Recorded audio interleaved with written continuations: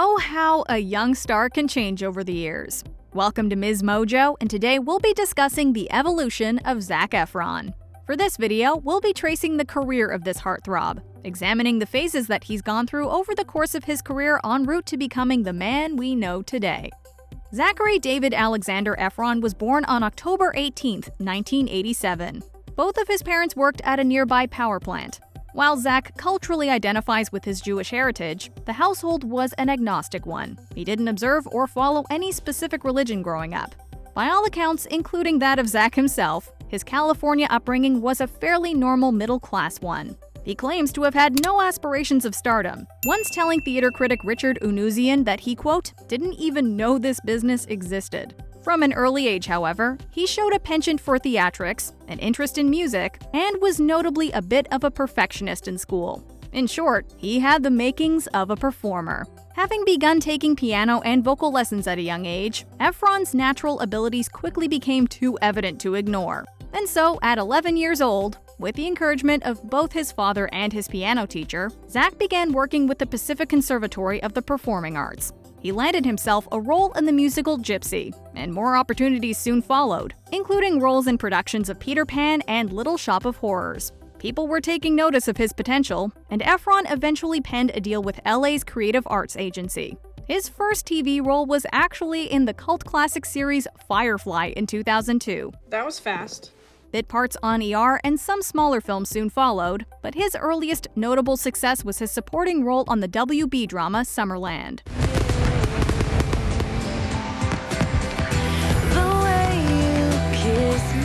This is nice.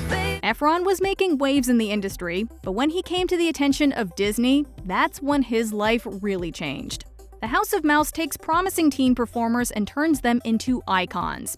And that's exactly what High School Musical did for Zac Efron. It may have been made for TV, but it became a cultural phenomenon. This could be the start of something new. It feels so right to be here with you.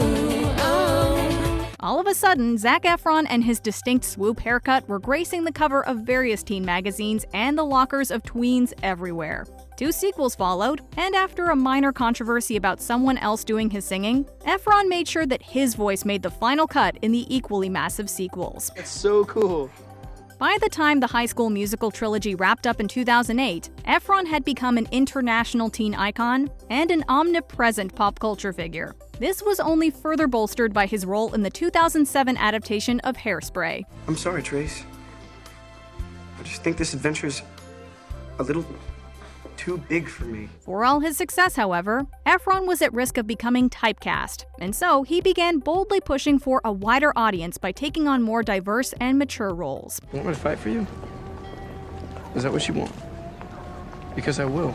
Me and Orson Welles proved that he was more than just a heartthrob. And while roles in the likes of 17 Again and Charlie St. Cloud didn't exactly alienate his old fans, they showed that he could make it without Disney. It's so good to see you. Hey, you want to grab a cup of coffee? Catch up? Oh, I can't, man. I gotta go back to work. I'm sorry. This was further hammered home with his roles in The Lucky One, The Paperboy, and Parkland. None were critical darlings, but they all feel like crucial stepping stones in Efron's growth as an actor.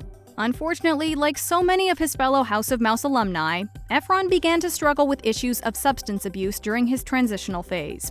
In 2014, Zac Efron came clean with the public about his demons. After 2 2013 stints in rehab and a much-publicized altercation with a homeless man, Efron explained that he'd been drinking, quote, way too much. There were drugs in the mix as well, which, a few years later, he'd eventually acknowledge. He was attempting to redefine himself as a respected adult leading man, but pouring his heart and soul into one overlooked film after another, often shot back-to-back, was taking its toll.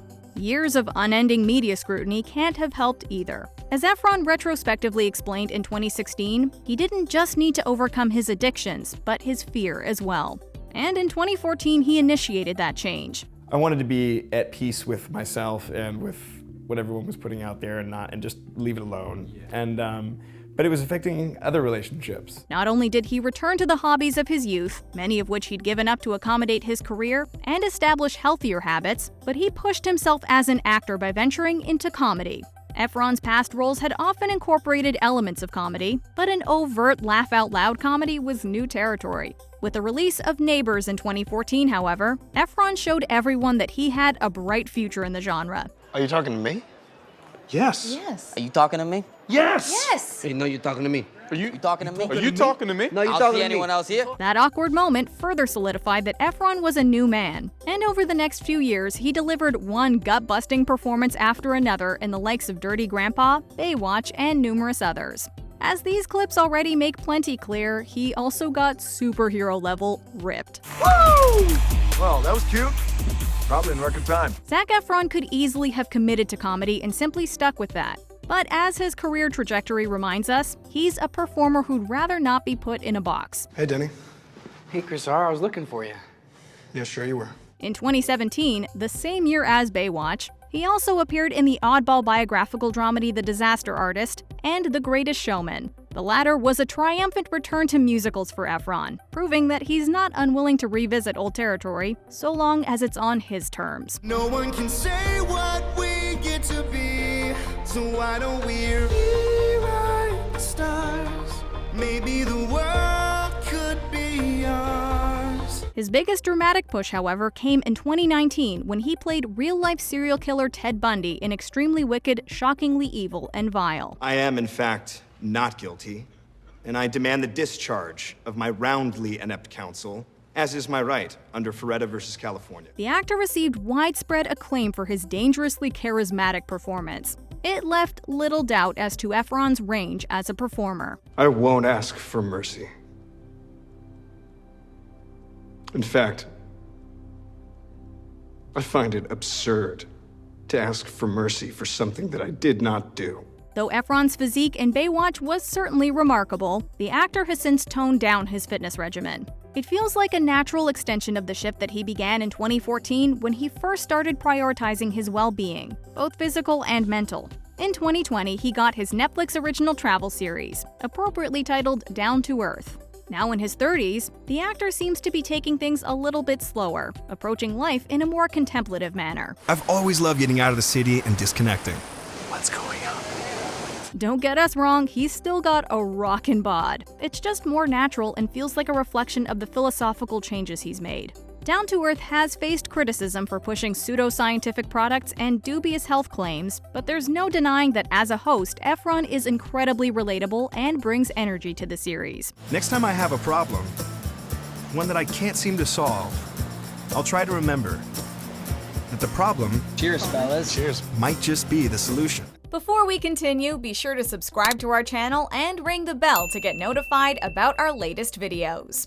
You have the option to be notified for occasional videos or all of them. If you're on your phone, make sure you go into your settings and switch on notifications. All things considered, it would seem that Zac Efron has come to a place where he's feeling comfortable in his skin, as well as the trajectory of his career. He's prioritizing his well-being and putting his happiness ahead of the celebrity rulebook. Whoa, that one was awesome. That was pretty sick. During the 2020 pandemic, he's been spending time in Byron Bay, New South Wales, Australia. Given that he's an avid surfer and skateboarder, it makes sense. And while it might break the hearts of American fans hoping to catch a glimpse of him in LA, we're happy to see him following his heart. And that's the evolution of Zac Efron, or rather, his evolution so far. As his life and career to date has shown us, he's a person who refuses to stand still and is always looking to take on new challenges and improve himself. Considering everything he's accomplished to date, we can't wait to see what the future holds. Do you agree with our picks? Check out this other recent clip from MsMojo. And be sure to subscribe and ring the bell to be notified about our latest videos.